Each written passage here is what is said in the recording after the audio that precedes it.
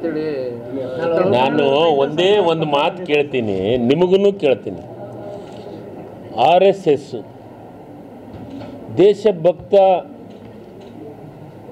ಸಂಘ ಅಂತ ನೀವು ಯಾವ ಮೂಲದಿಂದ ಒಪ್ಕೊಂತೀರಿ ಹೇಳ್ರಿ. ನಾನು ಕೇಳ್ತೀನಿ, ಈ ದೇಶದ ರಾಷ್ಟ್ರಪಿತ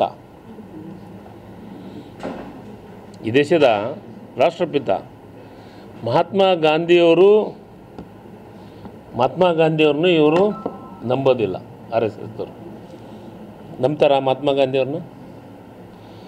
ಬುದ್ಧ, ನಾವೆಲ್ಲ ಗೌರವಿಸುವಂಥ ವ್ಯಕ್ತಿಗಳು ಇವರು. ಬುದ್ಧರನ್ನೂ ಒಪ್ಕೊಳ್ಳೋಂಗಿಲ್ಲ, ಗಾಂಧಿಯವ್ರನ್ನ ಒಪ್ಕೊಳ್ಳೋಂಗಿಲ್ಲ, ಬುದ್ಧರನ್ನ ಒಪ್ಕೊಳ್ಳೋಂಗಿಲ್ಲ. ಬಸವಣ್ಣವರು ಕ್ರಾಂತಿಯನ್ನು ಮಾಡಿದಂಥವ್ರು ಈ ಭಾಗದೊಳಗೆ, ಈ ರಾಜ್ಯದೊಳಗೆ, ಈ ದೇಶದೊಳಗೆ. ಅಂದರೆ ಎಲ್ಲರೂ ಒಪ್ಕೊಳ್ಳೋಂಥ ಬಸವಣ್ಣವ್ರನ್ನೂ RSS ಅವರು ಒಪ್ಕೊಳ್ಳೋಂಗಿಲ್ಲ. ಈ ದೇಶದ ಸಂವಿಧಾನವನ್ನು ಬರೆದಂಥ ಬಾಬಾ ಸಾಹೇಬ್ ಅಂಬೇಡ್ಕರ್ನು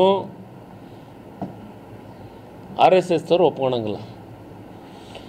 ಹೋಗಲಿ, ನಾವೆಲ್ಲರೂ ಸೆಲ್ಯೂಟ್ ಹೊಡೋವಂಥದ್ದು ರಾಷ್ಟ್ರಧ್ವಜನೇ ಇವರು ಒಪ್ಕೊಳ್ಳೋಲ್ಲ.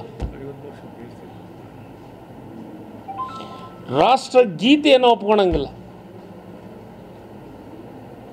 ನಮ್ಮ ದೇಶದ ಸಂವಿಧಾನವನ್ನು ಸತೆ ಒಪ್ಕೊಳಕತ್ತಿಲ್ಲ ಇವರು. ಮತ್ತು ಯಾವ ಮೂಲಕ್ಕೆ ಇವರು ರಾಷ್ಟ್ರ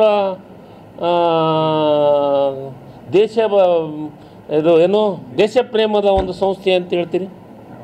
ಇಲ್ಲಿವರೆಗೆ ಯಾವ ಅರ್ಥದೊಳಗೆ ಹೇಳ್ತೀರಿ? ನಾನು ಕೇಳ್ತೀನಿ BJP ಮಿತ್ರರಿಗೆ, ಯಾವ ಅರ್ಥದೊಳಗೆ ನಿಮ್ಮ ದೇಶ ಪ್ರೇಮ ಇದ್ರೊಳಗೆ? RSS ಮೋದಿಯವರು ಇದ್ದಾರೆ, ಅಶೋಕ್ ಅವರು ಇದ್ದಾರೆ, ಯಡಿಯೂರಪ್ಪ ಅವರು ಇದ್ದಾರೆ, ಎಲ್ಲರೂ ಅದಾರೆ. ಇರಲಿ, ನೀವು ಯತ್ನಾಳವರು ಇದ್ದಾರೆ, ಆಯ್ತು, ಯತ್ನಾಳವ್ರಿಗೆ ಕೇಳ್ತೀನಿ, ನೀವು RSS ಯಾರು ಒಪ್ಕೊಂತೀರಿ? ನೀವ್ಯಾರು ಈ ದೇಶದ ಪ್ರೇಮಿಗಳಲ್ಲ,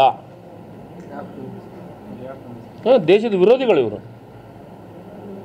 ನಾನು ಹೇಳ್ತೀನಿ, ಹೌದು ರೀ, ನೀವು ರಾಷ್ಟ್ರಧ್ವಜಕ್ಕೆ ನೀವು ಗೌರವ ಕೊಡ್ತೀರಿಲ್ಲ. ನಾವೆಲ್ಲರೂ ಈ ದೇಶದಾಗ ಹುಟ್ಟಿದಂಥ ಪ್ರಜಾಪ್ರಭುತ್ವ ವ್ಯವಸ್ಥೆ ಒಳಗೆ